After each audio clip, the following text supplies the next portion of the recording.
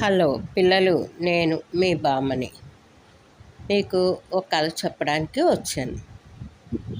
మంచి అలవాటు సమయ పాలన. అనగా ఒక చిన్న గ్రామంలో రామ్ మరియు రాహుల్ అనే ఇద్దరు స్నేహితులు ఉండేవారు.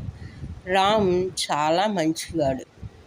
వాడు ఎప్పుడూ తన పనులు సమయానికి చేసుకునేవాడు అన్నమాట. ఉదయం త్వరగా లేవడం, పళ్ళు తోముకోవడం, హోంవర్క్ పూర్తి చేయడం అన్నీ సమయపాలనతో చేసేవాడు అన్నమాట.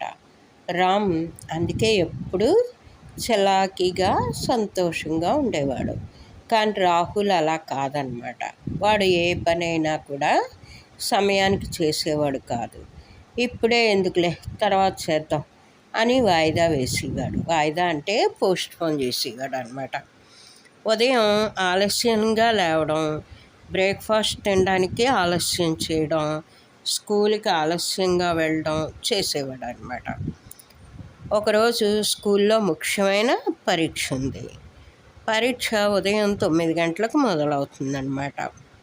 రామ్ ఎప్పట్లాగనే ఉదయమే 6 గంటలకే లేచి ప్రశాంతంగా తయారై అల్పాహారం తిని, అంటే బ్రేక్ఫాస్ట్ తిని 8:30 గంటలకల్లా స్కూల్కి వెళ్ళిపోయాడు. వాడు పరీక్ష హాల్లో కూర్చుని తాను చదువుకున్న విషయాన్ని ఒకసారి గుర్తు చేసుకుంటూ ఉండేవాడు అనమాట. రాహుల్ మాత్రం రాత్రి ఆలస్యంగా పడుకోవడం వల్ల ఉదయం 8:30 గంటలకు లేచాడనమాట. అప్పటికే చాలా సమయం అయిపోయింది. వాడు కంగారుగా తయారయ్యాడు. బ్రేక్ఫాస్ట్ సరిగ్గా తినలేదు. వాడి పుస్తకాలు ఎక్కడున్నాయో కూడా వాడికి గుర్తులేదన్నమాట. అయితే అన్నీ హడావుడిగా చేసుకుని 8:55 కల్లా పరీక్ష హాల్కి పరిగెట్టుకుంటూ వెళ్ళాడనమాట. రాహుల్ పరీక్ష హాల్ వరకు వెళ్ళేసరికి టీచర్ ఏం చేసింది, తలుపు మూసింది.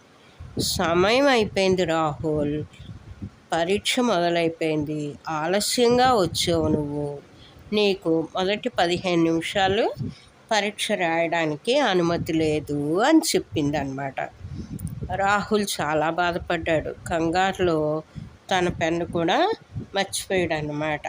మర్చిపోయి అక్కడ కూర్చుని బాధపడుతున్నాడు అన్నమాట, పరీక్ష రాయలేకపోయినాయనేసి. అప్పుడు పరీక్ష అయ్యాక రాహుల్ బాధగా కూర్చోవడం చూశాడు అనమాట ఈ రామ్. చూసి వాడి దగ్గరికి వచ్చి, రామ్ ఏమైంది రాహుల్ అన్నాడు. ఎందుకు అంత బాధగా ఉన్నావు అన్నాడు. రాహుల్, ఈరోజు నాకు బాగా రాయడానికి సమయం దొరకలేదు రామ్, నేను ఆలస్యంగా వచ్చాను. టీచర్ నన్ను 15 నిమిషాలు పరీక్ష రాయకుండా ఆపేశారు. సమయానికి రాకపోవడం వల్ల ఇదంతా జరిగింది. రామ్, చూసావా రాహుల్, నేను ఎప్పుడు చెప్పేది అదే, సమయపాలన అంటే టైం మేనేజ్మెంట్ అనేది చాలా మంచి అలవాటు. నువ్వు ప్రతి పనిని, ముఖ్యంగా నిద్ర లేవడాన్ని, స్కూల్కి రావడాన్ని సమయానికి చేస్తే నీకెప్పుడూ కంగారు ఉండదు, ప్రశాంతంగా పనులు చేసుకోవచ్చు అని రాహుల్కి రామ్ చెప్పాడు అనమాట. చెప్పి అక్కడి నుంచి నువ్వు కూడా మారు అన్నాడు. నీకు ఎంతసేపు, నువ్వు లేట్గా లేవడం వల్లే కదా నీకు పనులు అవటం లేదు అని చెప్పాడు. ఆ రోజు నుంచి నేను కూడా ఆలస్యం చేయకుండా తయారవుతాను, తొందరగా లేస్తాను అని రాహుల్ రామ్తో చెప్తాడనమాట. నువ్వు చెప్పింది నిజమే రామ్ అని, నీకు ఎప్పుడు ఏ టెన్షన్ ఉండదు అంటాడు. ఇప్పటి నుండి నేను కూడా నీలాగే ప్రతి సమయాన్ని చేస్తాను, ఆలస్యం చేయకుండా అని అంటాడనమాట. ఆ రోజు నుంచి రాహుల్ తన అలవాట్లని కొంచెం కొంచెంగా మార్చుకుంటూ ఉండడం మొదలు పెడతాడనమాట. ఆ రోజు నుంచి మార్చుకోవడం మొదలెట్టే దగ్గర నుంచి రామ్లాగే రాహుల్ కూడా చాలా సంతోషంగా చలాకీగా మారాడనమాట.